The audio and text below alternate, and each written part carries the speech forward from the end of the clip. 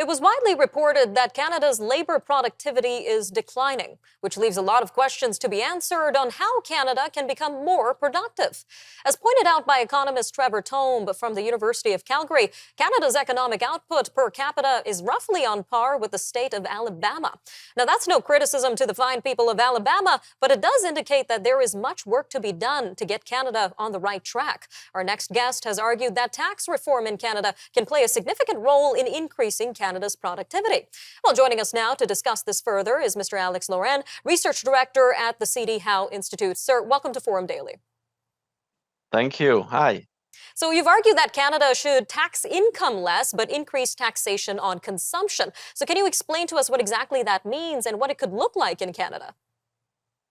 Well, yeah, I mean, in Canada, we tax personal and business income much more than what most other advanced economies do, particularly European countries. I know this is less true of the US, but we do have an over-reliance on income taxes. So we collect about 5% of GDP more through these taxes compared to the OECD average. So our average income tax rates on wages, for example, well, they're higher than in most other OECD countries. We're not a high tax country. We're an average tax country, but we do rely more on income. But we do the opposite when it comes to consumption taxes. Sales tax, HST, GST, excise taxes, gas tax, whatever. We collect less than the average of the other countries. So all taxes affect behaviors. We know that. We all react to taxes in different ways.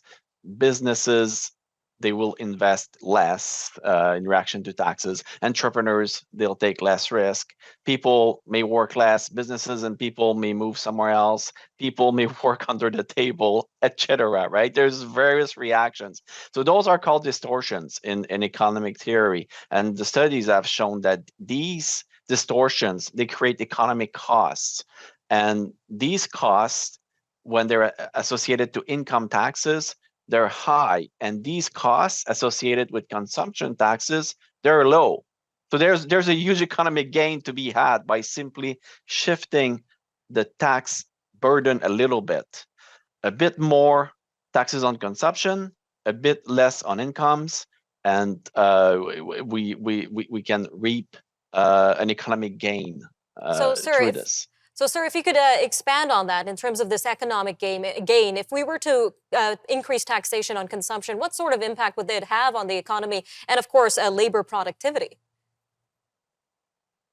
Well, yeah, so high taxes on income, they're bad for investment and the location decisions of firm and people. We need to attract talent and we need to retain talent in Canada, and we need to attract and retain our corporate headquarters. So for example, the top personal tax rate in Canada, it exceeds 50% in most provinces.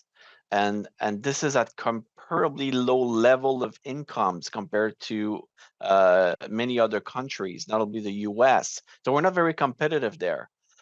And the studies have shown that for each additional dollar of revenue from income taxes, it costs the economy an additional dollar or more in reduced activity or avoidance. This is a high cost.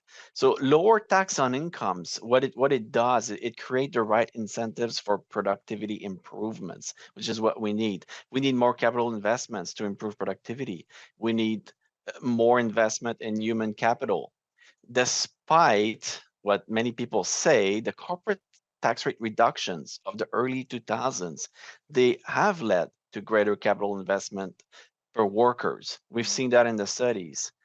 So more tools and more capital per worker make them more productive, and in turn, it increases wages in the economy. Now, some critics would argue that increasing the taxation of consumption could potentially disproportionately impact lower income Canadians. So do you think that's a fair criticism, sir? Just a quick 30 seconds left here. Yeah, up to a point, yes, it's a fair criticism, but tax rates, it's only one aspect of progressivity. There's credits, there's deductions, there's cash benefits, and they're all equally important. we can make changes to these credits. We can make changes to these cash benefits, and they would neutralize the regressive impact of tax rate reductions, and they can even improve the redistributive impact of the tax system. So Alberta is a good example. They have a flatter tax rate schedule, but their system based on Gini coefficients is redistribute better than Ontario and Quebec. So there are other ways to counter the regressive impact of lower tax rates. All right, Mr. Laurin, thank you again for your time today. My pleasure.